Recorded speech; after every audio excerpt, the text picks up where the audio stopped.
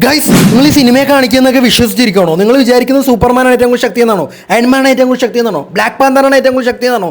സ്പൈഡർമാനാണ് ഏറ്റവും കൂടുതൽ ശക്തി എന്നാണോ? അത് പ്ലക്കില്ല. ഓക്കെ, അവർക്കാണ് ഏറ്റവും കൂടുതൽ ശക്തി എന്നാണോ? പക്ഷേ ഇവരെക്കാളും കൂടുതൽ ഏറ്റവും വലിയ സൂപ്പർ പവേഴ്സ് ഉള്ളത് ഒരേ ഒരാൾക്കാണ്. പക്ഷേ അത് സിനിമ ഒരിക്കലും കാണിക്കത്തില്ല.